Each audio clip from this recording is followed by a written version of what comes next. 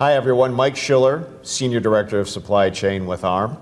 Hi, and I'm Karen Conway. I'm Executive Director of Industry Relations and Value at GHX. We're here to talk with you today about UDI, or the Unique Device Identifier.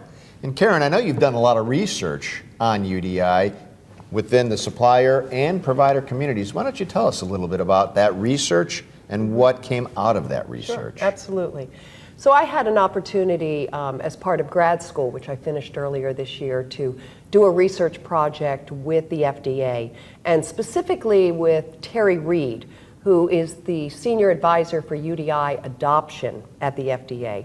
Now, those of you who know the FDA, typically they're regulating the manufacturing community, but Terry specifically is working on how providers will adopt and achieve value from the Unique Device Identifier, or UDI.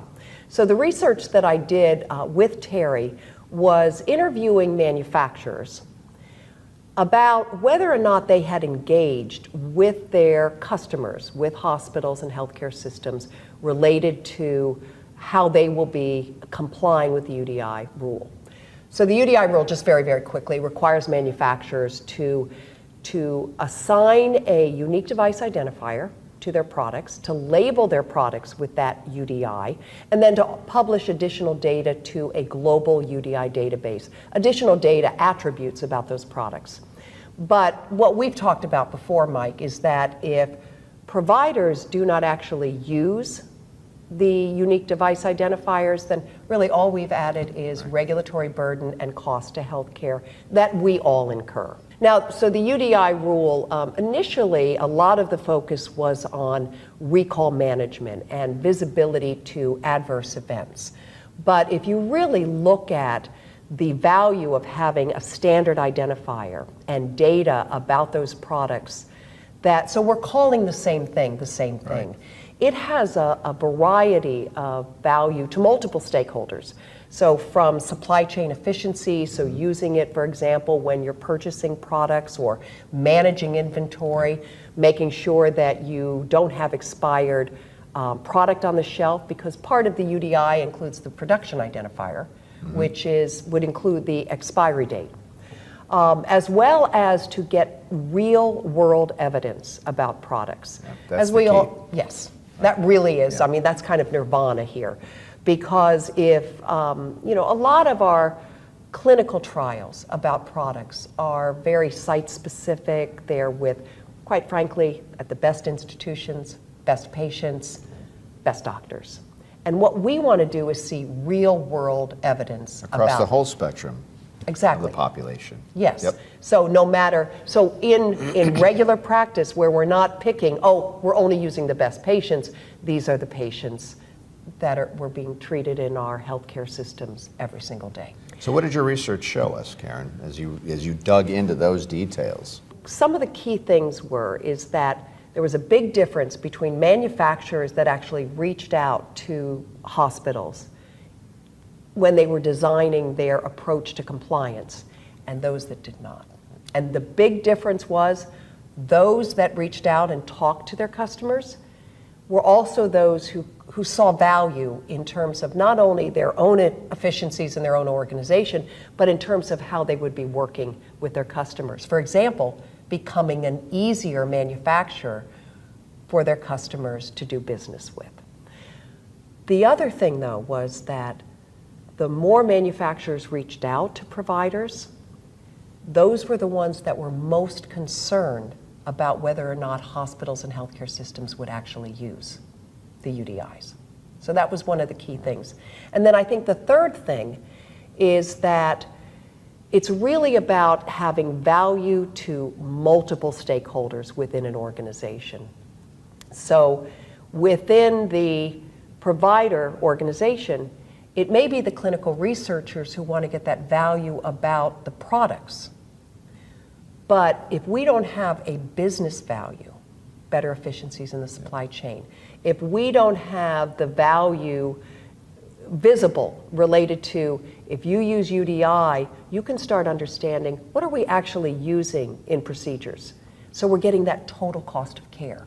How does the products that we're using and what we're paying for those products relate to what we're charging for those products and what we're being reimbursed for those products.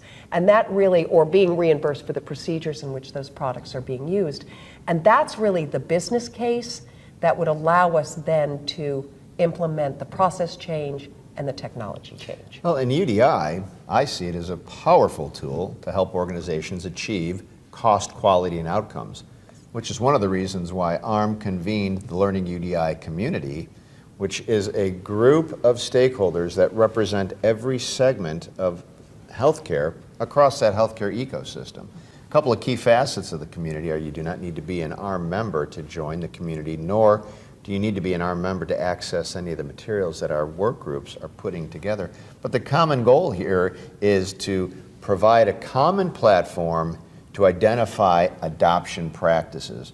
We've really been focused on the UDI as moving beyond compliance. And moving beyond compliance really means we have to move beyond the suppliers checking a box that a UDI label is physically on their product. We need to have the providers to begin to adopt the UDI, incorporate it into their clinical documentation, incorporate it into their ERP to achieve the inventory management, obsolescence management, those factors that you talked about. Once we begin to move beyond just checking the box, we really begin to take advantage of the UDI within the payer community, within the clinical community, within the supply chain community, within the physician community. And most importantly, let's not forget really what we're all here for is the patient community. The patient, yes. Patients and driving improved outcomes. So one of the key things I think about the Learning UDI community is that it really, what we found is that the way that the manufacturers are complying, for example, how they are publishing data to the global UDI database, the quality of that data, the where that data or how it's published has a big impact on how providers can use that information. So nobody can do this alone. The Learning UDI community brings all of these stakeholders together so we can figure out how to do this best together. And I think one of the most exciting aspects of the Learning UDI community is the active engagement by the FDA as a participant in the community within each of the work groups that we've established. We've had 11 work groups, 4 of them have formally disbanded. We've got 7 more active work groups, but I think that probably the most exciting aspect is the FDA is now looking at the content, the rich content coming out of the work groups and saying, you know what, let's see if we need to revise, or not let's see, right? We do need to revise some of our processes to bring value to the healthcare community through the global UDI database and what data that database comprises. And the one thing that I think there's a lot of misunderstandings is I think, obviously the FDA can issue regulations, but sometimes I think we just wait for the FDA or the government in general to tell us what to do. And the fact is nobody knows our business, nobody knows healthcare as well as those who are practitioners in it. Whether you're in a manufacturing company or whether you're in a provider organization. So it is incumbent upon us to come together to figure out how it works, and then we share that back with the FDA. And what I really like is the UDI team at the FDA, that's what they're looking for. Industry, help us understand what's best practice, because they're with us in this as well. Right. We are all in this together. And it really establishes the collaborative environment that we promote at AHRMM to the supply chain, whether it's the Learning UDI community or cost, quality, and outcomes. So if you're interested in learning more about the AHRMM Learning UDI community, go to our website, www.armm.org/LUC, look at the work that's been developed, look at the active work groups, and I encourage you to engage and join the community. The larger we become, the more powerful we will be in harnessing the expertise that resides out there across the healthcare community. Absolutely. Come join us. Yeah.